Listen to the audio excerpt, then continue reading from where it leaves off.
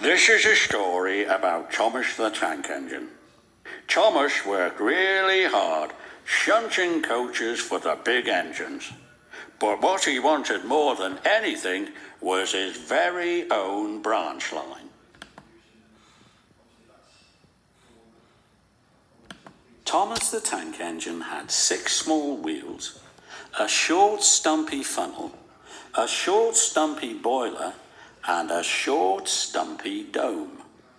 He was a fussy little engine, always pulling coaches about. He pulled them to the station, ready for the big engines to take out on journeys. And when trains came in, he pulled the empty coaches away so that the big engines could have a rest. But what Thomas really wanted was his very own branch line. That way, he would be a really useful engine.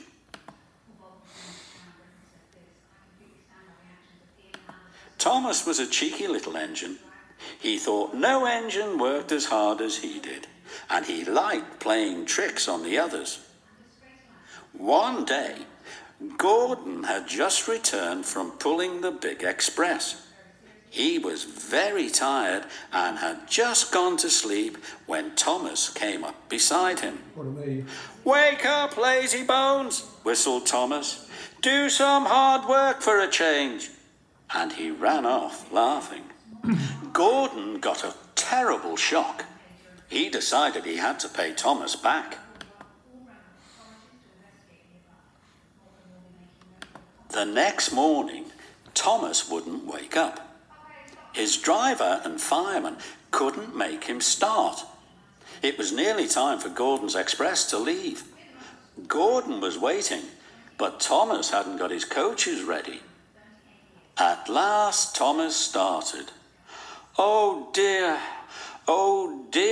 he yawned. "Poop, poop, poop, hurry up you," said Gordon crossly. "Peep, peep, peep, hurry up yourself," replied Thomas cheekily.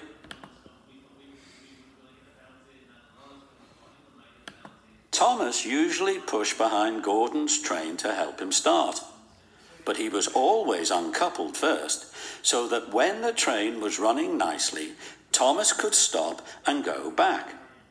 That morning, Gordon saw the perfect chance to pay Thomas back for giving him a fright. He started so quickly that the guards forgot to uncouple Thomas. Gordon moved slowly out of the station, pulling the train and Thomas with him. Then he started to go faster and faster, much too fast for Thomas.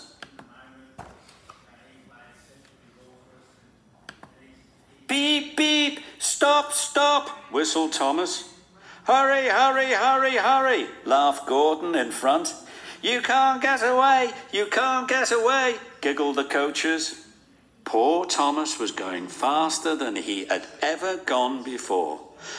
"I shall never be the same again," he thought sadly. "My wheels will be quite worn out." At last they stopped at a station.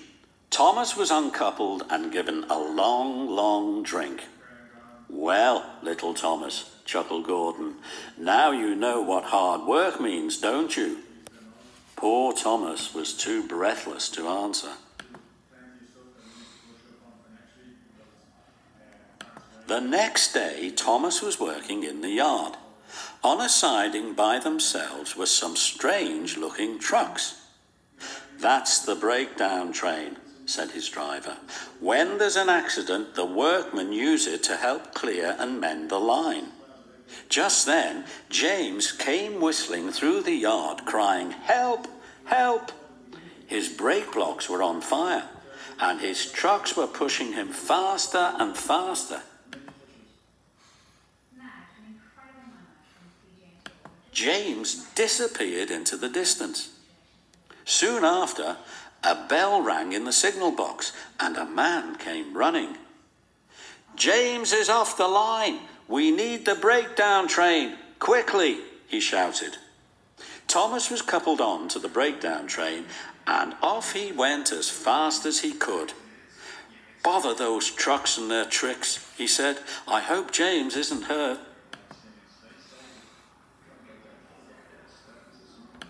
They found James and the trucks at a bend in the line. James was in a field with a cow staring at him. The brake van and the last few trucks were still on the rails, but the front ones were piled in a heap behind James. James's driver and fireman were checking to see if he was hurt. Don't worry, James, his driver said. It wasn't your fault, it was those troublesome trucks. Thomas pushed the breakdown train alongside James. Then he pulled the trucks that were still on the line out of the way. Oh dear, they groaned. Serves you right, puffed Thomas crossly.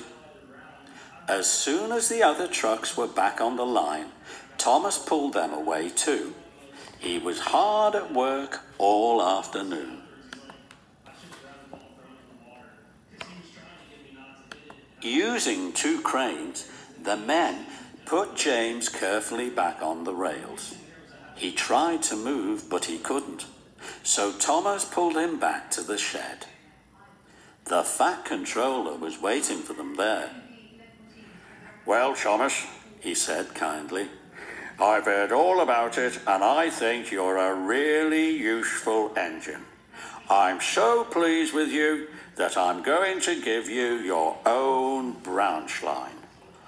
Oh, thank you, sir, said Thomas happily.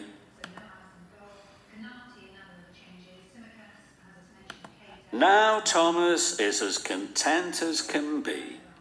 He has a branch line all to himself, and he puffs proudly backwards and forwards from morning till night, with his coaches, Annie and Clarabelle. Edward and Henry stop quite often at the junction to talk to him. Gordon is always in a hurry and does not stop, but he never forgets to say, poop, poop, poop, to Thomas, and Thomas always whistles, peep, peep, peep, in return.